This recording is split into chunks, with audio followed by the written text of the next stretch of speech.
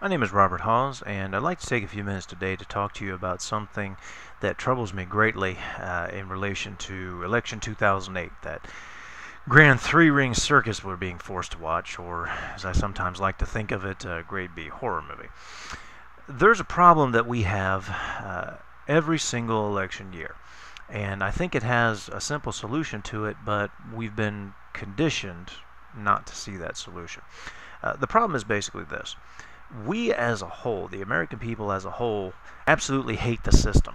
We hate the establishment. We talk incessantly about how Washington, D.C. is corrupt, about how the two political parties, the Democrats and the Republicans, are corrupt. We talk about how they're out for themselves. We talk about how they betray us. We talk about how they'll say one thing to us during an election cycle, and then as soon as they get into office, they act like they've never heard of those things. They go and do something completely different. We talk about how we're tired of them treating us like children with all these nanny state laws. We talk about how we're sick and tired of having so much in taxes taken away from us to the point where it's hard for us to save for the future nowadays, or as it seems in recent months, to even be able to fill the gas tank or pay doctor bills. We talk about how we despise these wars of intervention where we and those we care about are sent over to seas to fight in conflicts that appear to have nothing to do with America's security but seem to be designed more to spread Washington's power. We talk about all these things, and it's right for us to complain about them. But then what do? After we bring all this up, after we complain about it, we go into the voting booth every year without fail, and we pull that lever, or we punch that card, or we push that button to send the same thugs, liars, and thieves who have been doing all these things to us right back to Washington, D.C., right back to the state capitol building, where they can keep doing these things to us. And then after that, what's worse is we sit back and we say, I wish things would change, and I don't understand why they don't. As I think about this, I'm reminded of a scene from the movie Braveheart. William Wallace has been beating up on the English, and the Scottish lords have gotten together to congratulate him, but unfortunately they've fallen into fighting amongst themselves, and Wallace tells them, "You people have gotten so used to squabbling for the scraps from the king's table that you've lost sight of your God-given right to something better." And I think that describes the American people to a T. Describes us as a whole very, very well. We have gotten used to putting politicians on a pedestal. We've gotten used to treating them like kings, and then we sit back and we just wait for them to throw us some scraps, and we feel so privileged when they take care of us, when they deign to pay attention to us. And it goes back to what I said is a mentality that I think has been ingrained in us. We've been led to believe that we need these people. We've been led to believe that we can't do without them. We've been led to believe that if we vote for anyone else other than an establishment candidate, that we're throwing our votes away. And so year after year after year without fail, we elect these people. And year after year after year without fail, they continue to abuse us for their own interests. The simple fact of the matter is, if we want change, and I know that many of us desperately want change, but if we want it, the first thing that's going to have to change is this. We're going to have to change our mentality. We're going to have to realize that we do not, in fact, need these people. We don't have to vote for the Republican candidate or the Democrat candidate. There are alternatives out there. There are other parties. They're not as well known, but they do exist. The Libertarian Party, the Constitution Party, the Green Party, there are independent candidates that run in quite a few elections around the country every year. We can support these people.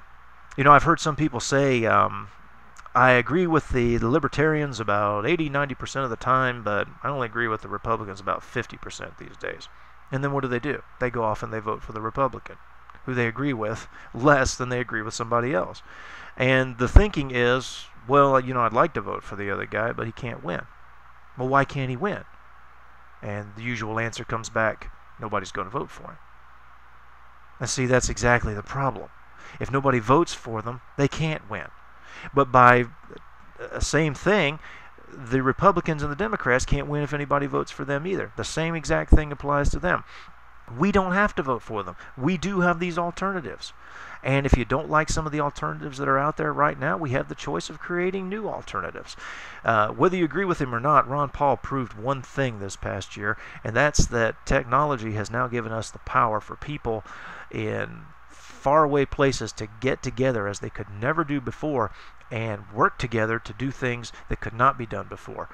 He was able to pull a lot of people together, raise a whole lot of money, just blew people away with what he was able to accomplish. It can be done. We can create alternatives. If you don't like the parties that are out there, get together with some people that are like-minded and start your own. Spread the word. Tell your friends and neighbors about it. If you find a good candidate out there, somebody you agree with more than the Democrat or the Republican, talk to your friends and family and say, why don't we support this guy instead? You see, if we want that change, we're going to have to work for that change. We're never going to have it if we're not willing to go after it. Again, that mentality's got to change. That's the first thing that's got to change before anything else in the country is going to change. We have to realize we don't need the establishment, that we can back these alternative candidates. And lastly, the other thing about our mentality that's going to have to change is that we're going to have to realize that we can't sit around and wait for somebody else to do it. Too often, we look around for somebody to lead the way. And we say, well, I'd get in on this if it looked like other people were doing it. And unfortunately, other people are sitting there thinking the same thing, and so nothing ever happens. Nothing gets done, nothing changes.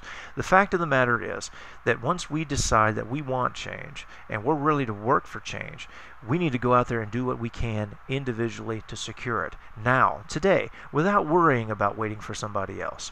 We can get together with other people who are out there working right now, and we can make things happen. And as we do that, more and more people will see, yes, it can be done.